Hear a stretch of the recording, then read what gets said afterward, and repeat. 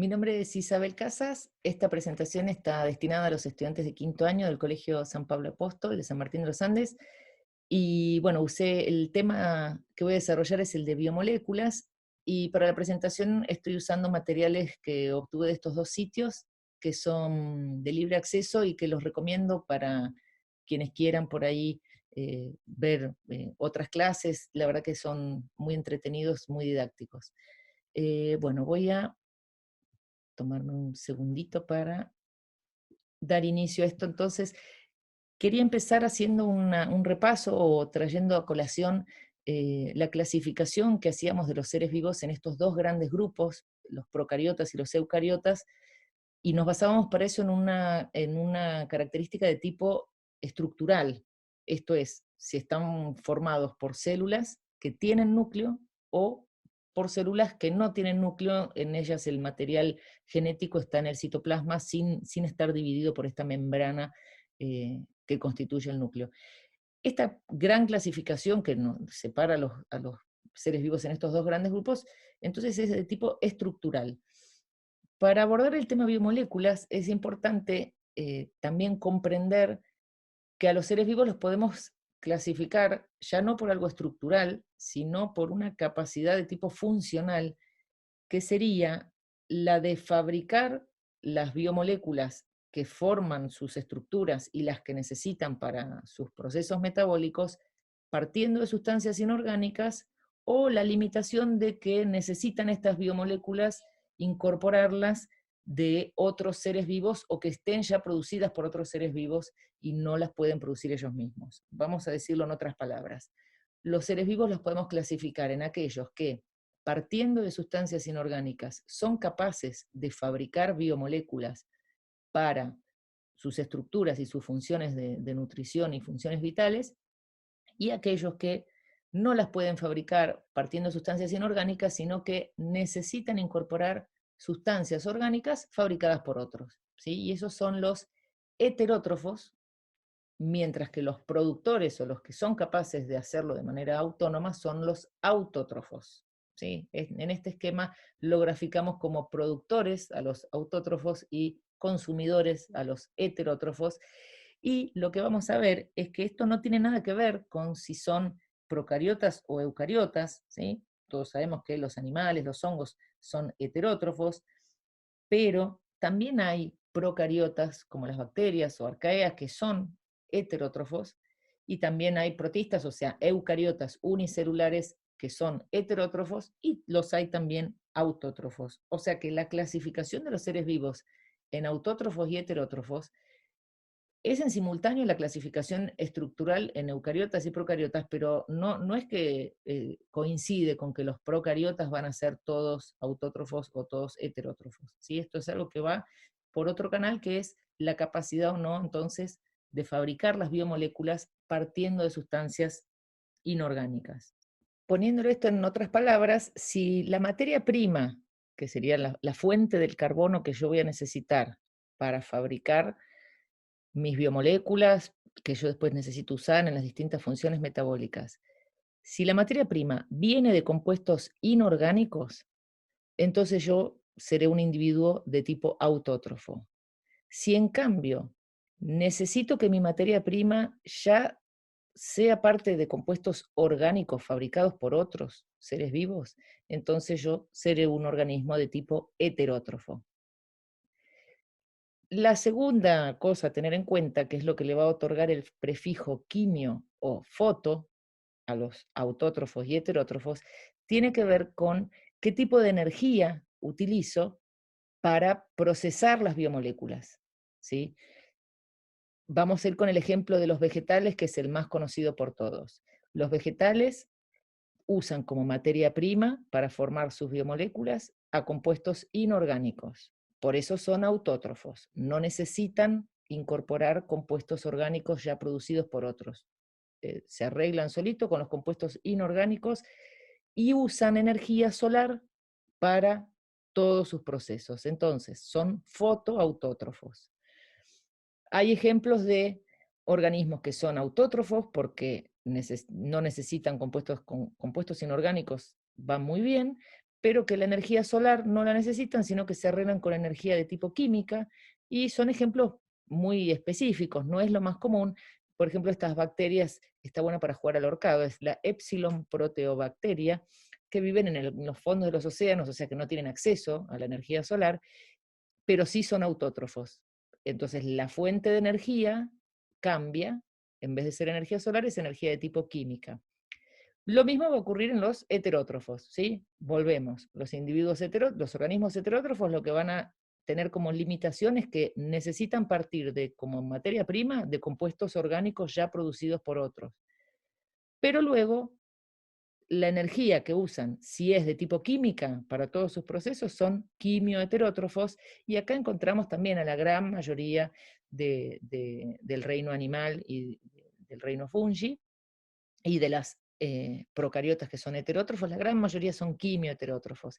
Y hay algunos ejemplos puntuales de, hay bacterias que los procesos metabólicos requieren energía solar, se llaman heliobacterias. Arrancando entonces ya sí, de lleno en el tema biomoléculas, vamos a hablar un poco de las generalidades de las biomoléculas. Las biomoléculas son entonces estos compuestos orgánicos, eh, que los vamos a dividir en 4 grandes grupos y los vamos a representar con este esquema, que es del sitio este que figura aquí debajo, más que nada con fines didácticos y a modo de que visualmente ya los reconocemos y los interpretamos como tal.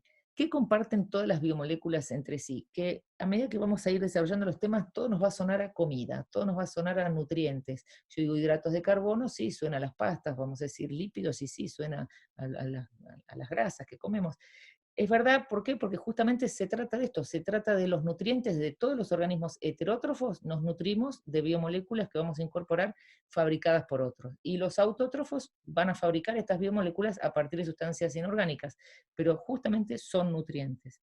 Y la otra característica que comparten todas las biomoléculas es que son moléculas grandes, son moléculas complejas, pero que están formadas por ladrillos, que son ladrillos bastante repetitivos o bastante homogéneos entre sí. Entonces, grandes moléculas, pero formadas por bloquecitos o unidades de formación a los que le llamamos monómeros, ¿sí?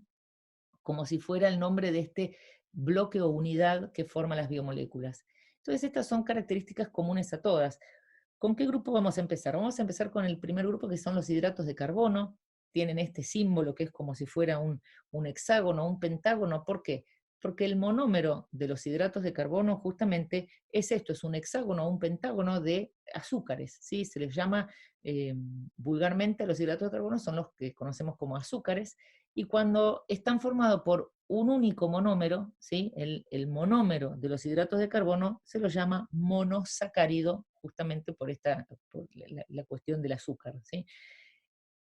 Hay varios monosacáridos dentro de los hidratos de carbono. El más común, el monosacárido tal vez estrella en la biología celular, es la glucosa, que está representada acá, cuya fórmula es esta, y lo que vemos ya en la fórmula, que el nombre de hidratos de carbono justamente obedece a esto, a que está formado por carbono y agua, ¿sí? Ese es un poco el carbono hidratado, el carbohidrato, o azúcares, en la jerga por ahí más nutricional.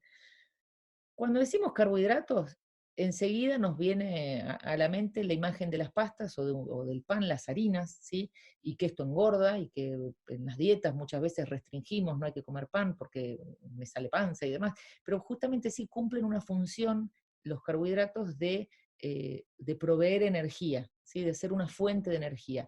Fuente de energía que le llamamos de corto o mediano plazo. Ese sería, dentro de todas las fuentes de energía que yo voy a tener desde lo nutricional, los carbohidratos estarían en ese grupo, de corto y mediano plazo. ¿Cómo es esto de la fuente de energía? A ver, ¿cómo lo llevamos al nivel celular? Bueno, lo que puede entrar a una célula, estamos hablando del tamaño de una célula, no es un polisacárido, no es una molécula grande, sino que es el monosacárido, el ladrillito, la unidad de bloque de los hidratos de carbono, que ya dijimos que la estrella o el más común en biología celular es la glucosa, en donde si la célula es una célula de tipo autótrofa, la va a haber fabricado ella misma, y si la célula es de tipo heterótrofa, la va a haber incorporado porque no la puede fabricar, ¿sí? Bien, ya sea autótrofa o heterótrofa, esta molécula de glucosa es la que le va a proveer la energía a la célula.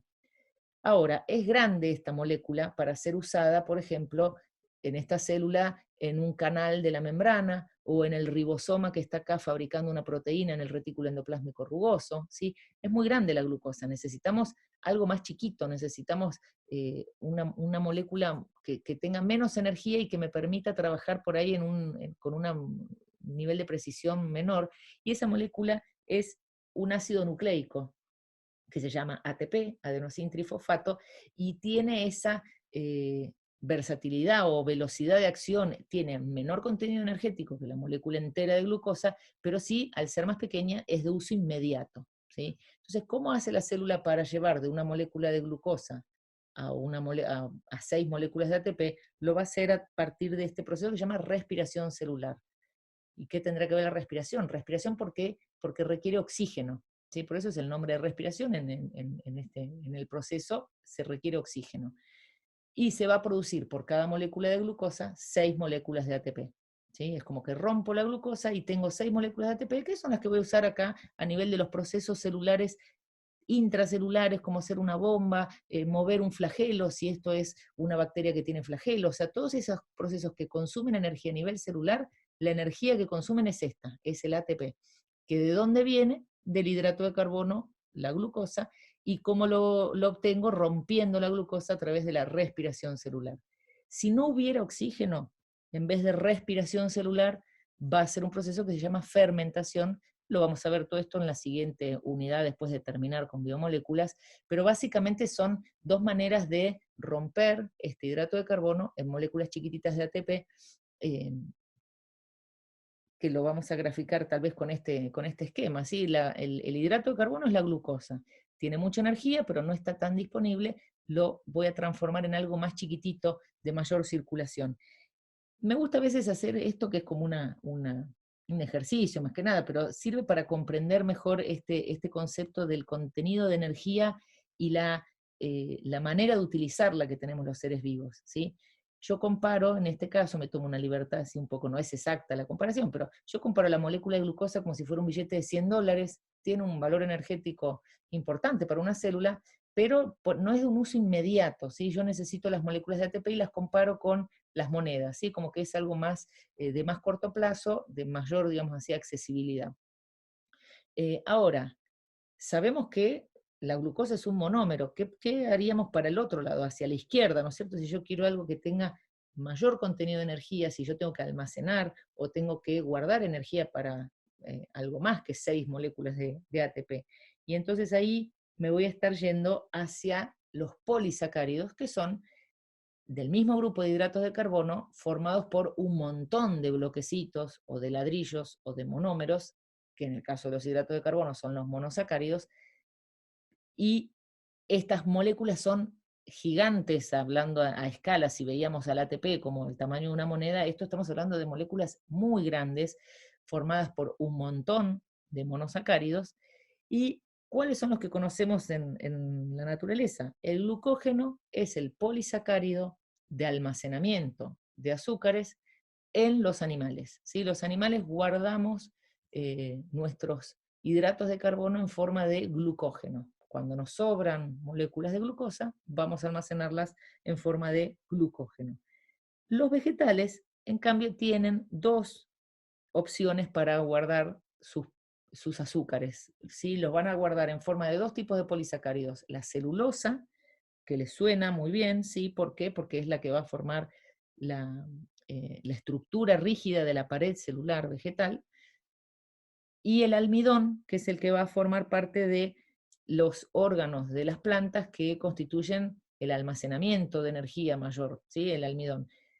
Ustedes dirán, ah, bueno, pero la celulosa entonces, lo que tiene energía es el almidón de una planta, no la celulosa. En realidad, esto es lo que nos importa a nosotros los humanos, porque los humanos no tenemos la capacidad de digerir la celulosa para transformarla como fuente de energía. Si la celulosa, nosotros, si yo me como de una planta la parte de hojas y demás, es muchísima fibra, que es lo que le llamamos por ahí la celulosa, que yo no voy a digerir. Yo en realidad como una papa estoy comiendo el almidón que sí lo digiero. Pero ese es el caso del ser humano. Los animales herbívoros sí tienen capacidad de digerir la celulosa y entonces también cumple una función energética el polisacárido celulosa, ¿sí? No lo veamos solamente en lo que respecta a nosotros los seres humanos. Pero entonces las funciones de los hidratos de carbono, tanto monosacáridos como polisacáridos, es constituir una fuente importantísima de energía, ¿sí? A nivel celular y de reserva. Y también una función estructural en el ejemplo este de la celulosa, porque cumple una función estructural más que importante en el reino vegetal. Entonces, funciones de energía es lo que tienen como prioridad, digamos así, los hidratos de carbono. Y ahí estaríamos completando entonces nuestro menú, digamos así, del contenido energético o de la rapidez con la que yo puedo disponer de esta energía, de lo que serían los hidratos de carbono pequeños, los monosacáridos, la unidad, el monómero de los hidratos de carbono, y de los polisacáridos que habíamos mencionado, celulosa, almidón y glucógeno, lo comparo yo con la plata, digamos así, adentro de un banco. O sea, puedo tener muchos billetes de $100, no los voy a tener todos disponibles, los tengo dentro del banco y los voy sacando a medida que los necesito, y si me sobran billetes de $100 los voy metiendo en el banco, pero sería un poco la comparación que yo hago para comprender esto de el mediano plazo y el corto plazo con respecto a los hidratos de carbono como fuentes de energía.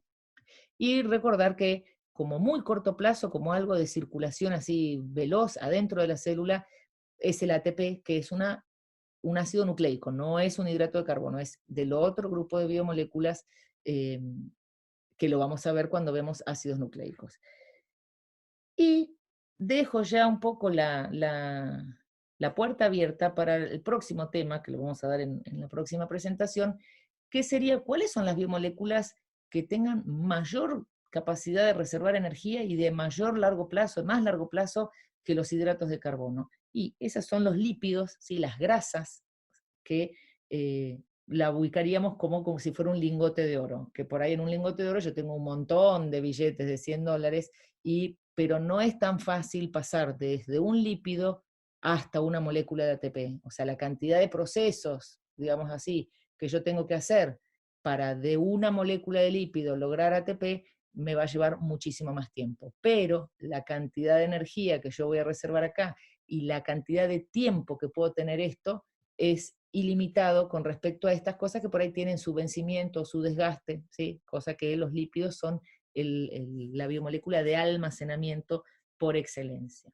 Entonces, bueno, dejo así planteada ya el final de esta presentación y los veré en la siguiente de lípidos.